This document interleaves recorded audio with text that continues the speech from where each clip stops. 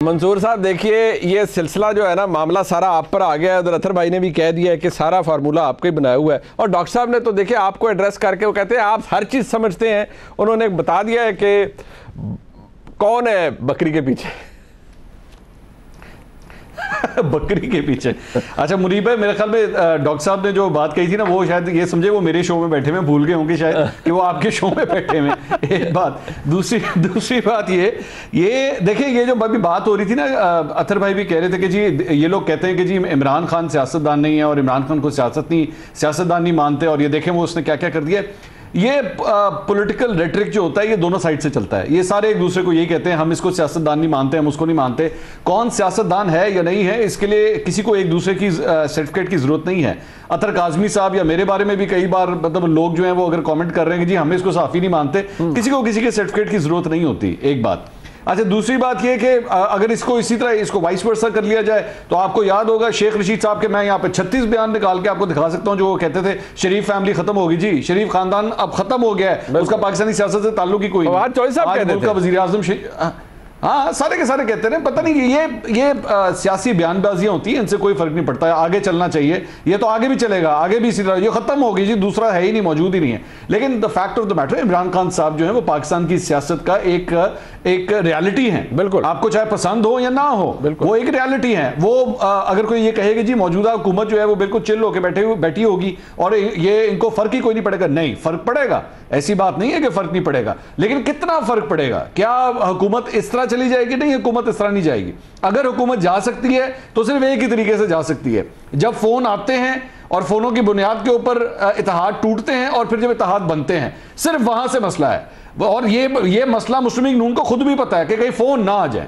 तो फिलहाल तो कोई ऐसे असर नहीं है, फिलहाल तो ऑपरेटर फोन से बहुत दूर जाके बैठा हुआ है। फोन जो है वो किसी और कमरे में, ऑपरेटर किसी और कमरे में। लेकिन अगर ऑपरेटर उठ के आ गया उस कमरे के अंदर तो बस वहां से मसला शुरू होगा। फिलहाल अलबत्ता कोई ऐसा डर नहीं है, ना वहां मोबाइल का सिग्नल काम कर रहा है, ना उस कमरे के अंदर फोन पड़ा है। बिल्कुल इस वक्त जो है ना वो चिल माहौल है। लेकिन ये पाकिस्तान है भाई, रातों रात क्या तब्दील हो जाए किसी को कुछ नहीं पता। और मजे की बात यह है मंसूर साहब, उधर नंबर भी कोई नहीं आता, कॉल आती है नंबर ही कोई नहीं नजर आता कि कहां से आ रही है कॉल। ये भी देखें कितनी दिलचस्प बात, बिल्कुल ऐसी ना उस पे। ये तो ये अतर काज़मी साहब, ये बात हम आपकी मानते हैं, बल्कि मैं तो माना हुआ हूँ, मंसूर साहब भी देखिए मानते हैं। वो कहते हैं कि इमरान खान साहब एक सियासी रियलिटी है। बट सवाल ये है कि चौधरी साहब जो है वो कहते हैं कि हम इमरान खान साहब की कोई भी सियासी जो जलगार है वो अगर वो करेंगे इस दारुल हुकूमत के ऊपर तो उसका भरपूर तरीके से दिफा करेंगे। लेकिन आपके नज़दीक आपका तज्जिया, उसकी बड़ी अहमियत है।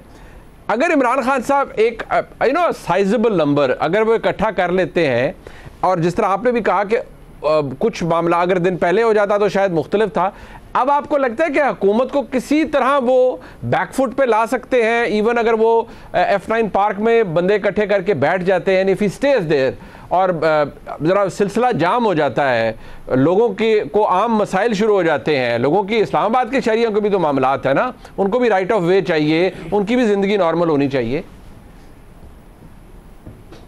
देखिए ऑब्वियसली अगर खान साहब इधर आ जाते हैं और इस्लामाबाद के अंदर बंदा, मैं कहता हूँ 20 लाख नहीं 50,000 बंदा भी आ जाता है तो 50,000 बंदा बहुत ज्यादा होता है। अब इस वक्त जो मौजूदा हुकूमत की सूरत हाल है, 13 जमातों की हुकूमत है, 20 किलोमीटर का एरिया है, फी जमात कोई 1.5 किलोमीटर भी नहीं बनता, तो फिर ये हुकूमत किधर करेंगे? अगर इस्लामाबाद में भी आके खान साहब ने ब्लॉक कर दिया, आप पिंडी की तरफ नहीं जा सकते, आप कहीं नहीं जा सकते, तो हुकूमत के लिए तो बन जाएगा। लेकिन at the end of the day Khan साहब की जमात कोई मिलिटेंट जमात नहीं है। वो यहां पे फतह करने नहीं आ रहे, वो आ रहे हैं आइन और कानून के मुताबिक। ये उनका बयान है कि हम पुरअमन एहतजाज करेंगे और एक तरीके से हुकूमत के ऊपर प्रेशर डालने की कोशिश करेंगे, और फिर उसके नतीजे में शायद कोई निगोशिएशंस हो, शायद कोई हल निकले। इसलिए कि एंड ऑफ द डे हल इन्हीं सियासतदानों ने निकालना है मुनीब भाई। बट अतर भाई ये भी ज़हन में रखिए ना, ये अब तो इकट्ठे बैठ नहीं पा रहे, तो निगोशिएशन कौन करवाएगा? कोई जारी बात है तीसरा फरीक, वो तीसरा फरीक जारी बात हमें भी पता है वो एस्टैब्लिशमेंट तो इनको सियासी मामलात में नहीं पड़ेगी। उन्होंने कह भी दिया है कि हम नहीं पढ़ेंगे इस मामले में। लेकिन आपको लगता है अगर हर चीज़ रुक जाएगी तो फिर पढ़ेंगे, फिर मजबूरी हो जाएगी कि नहीं भाई इनको बिठाना पड़ेगा और कोई सोल्यूशन निकालना पड़ेगा? ऐसी सूरत हाल प्रेडिक्ट कर रहे हैं आप? देखिए, एस्टेब्लिशमेंट तो जब भी नून लीग की हुकूमत आती है और पीपल्स पार्टी की हुकूमत आती है तो वो तो बिल्कुल न्यूट्रल होते हैं। ये तो इमरान खान आके उनको घसीटता है। 2014 में भी जो है फिर राहिल शरीफ साहब को जाना पड़ा था, बात करनी पड़ी थी, वो किसके कहने पे उन्होंने की। तो देखिए, मुल्क में जब इस तरह की सूरत हाल होगी तो फिर तो बात करनी पड़ेगी, लेकिन मुझे नहीं लगता कि एकदम से चीजें बहुत तेजी से आगे बढ़ेंगी अगर खान साहब फौरन आते हैं। और दूसरी बात यह भी है कि खान साहब के ऊपर जिस किस्म का बयानिया इस हुकूमत ने ले लिया है, हुकूमत भी बड़े स्ट्रांग एक बयानिए पे खड़ी है, बड़े एक स्ट्रांग मौकिफ उसने लिया हुआ है कि किसी सूरत में भी हम इंतखाबात नहीं करवाएंगे। दूसरी तरफ खान साहब का भी ये मौकिफ है कि मैं किसी सूरत में इनको नहीं मानूंगा। जब दोनों तरफ इतने सख्त मौकिफ होंगे तो फिर तीसरा फरीक बीच में कोई ना कोई सालसी तो करेगा। तो मुझे लगता है कि अगर हुकूमत के ऊपर प्रेशर पड़ता है तो फिर तीसरा फरीक मुझे इन्वॉल्व होता हुआ नजर आता है। बट ये सालसी का मामला नजर तो नहीं आया। मैं चौधरी साहब के पास भी आऊंगा, लेकिन मंसूर साहब, अभी शाहिद खान अब्बासी साहब ने भी कुछ देर पहले शाहजेब खानजादा साहब के प्रोग्राम में कहा कि अगर हलाकतें खुदा न खास्ता हुई तो उसकी जिम्मेदारी इमरान खान पर होगी। यानी कि even the government of the day feels के कोई हालात बड़े अनटूवर्ड किस्म के हालात भी बन सकते हैं, बड़ी अनप्लेजेंट सा सिचुएशन भी बन सकती है। क्या ऐसी सूरत हाल में आपको भी लगता है, जिस तरह अतर काज़मी साहब कह रहे हैं, कि नहीं फिर तो हैंड्स ऑफ की पॉलिसी नहीं चलेगी, फिर तो अगर if the capital is under seize और निज़ाम हुकूमत रुक जाए, रियासत का कारोबार रुक जाए, तो फिर तो किसी ना किसी को बिठाना पड़ेगा? नहीं, ये हकीकत है। और अगर रियलिटी चेक किया जाए तो दोनों साइड्स के अंदर जो है वो फ्रस्ट्रेशन पाई जाती है। इमरान खान साहब अपने आखिरी शो, जो कि एक फ्लॉप शो हुआ था, जो उनकी एक्सपेक्टेशंस के मुताबिक नहीं हुआ था, उनको कॉल ऑफ करना पड़ा था, और जिस तरह उनके कारकुनों के ऊपर तशद्दुद किया गया, गिरफ्तारियां की गई, जाहिर बात है इस मरतबा वो एक बेहतर तैयारी के साथ आएंगे। और अगर फिर भी रिजल्ट ना मिले तो हमेशा इस किस्म के जो प्रोसेशन होते हैं उसके अंदर चंद ऐसे एलिमेंट्स होते हैं जो शरारती एलिमेंट्स होते हैं, या वो इस किस्म की हालात को जो है वो खराब भी करते हैं, मैनिपुलेट भी करते हैं। दूसरी जानिब हुकूमत की साइड के ऊपर भी इसी तरह ही है कि वो ये किसी सूरत जो है वो ये बर्दाश्त नहीं कर सकते कि 1,50,000, 1 लाख या 2 लाख का मजमा है और आके 22 करोड़ आवाम की जो हुकूमत है उसे घर चलता कर दे। इस तरह नहीं होता। तो फ्रस्ट्रेशन उस साइड पे भी है। तो वाकई बड़े क्रिटिकल टाइम्स। और मेरे ख्याल में अतर भाई बिल्कुल बात सही कह रहे थे कि इस मौके के ऊपर, चाहे आपको पसंद हो या ना हो, लेकिन पाकिस्तान के अंदर जो है वो एस्टैब्लिशमेंट ही हमेशा एक किरदार ऐसा अदा करती है जहां पे दोनों फरीकों को बिठाती है और बैठते हैं। पाकिस्तान तहरीक इंसाफ भी बैठ के बेशक पब्लिक पोस्चरिंग ये करती रहे कि नहीं जनाब हम तो किसी सूरत बैठेंगे नहीं, जिस तरह इमरान खान साहब करते हैं जी, इलेक्शन की कॉल दें फिर मुज़ाकरात होंगे, कर रहे होते हैं मुज़ाकरात। एक जगह पे एस्टैब्लिशमेंट को बुरा भला कहते हैं, पीछे बैठ के आरिफ अलवी के थ्रू मुलाकातें भी करते हैं वो बैठ के।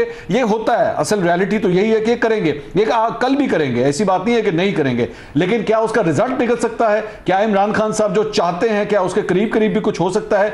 2014 में तो नहीं हुआ था। 2014 में तो वो यही चाहते थे कि हुकूमत इस्तीफा दे और बार बार वो अपने लोगों को कहते थे बस ये 2 दिन में इस्तीफा आ जाना है, 3 दिन में इस्तीफा आ जाना है। नहीं आया था इस्तीफा।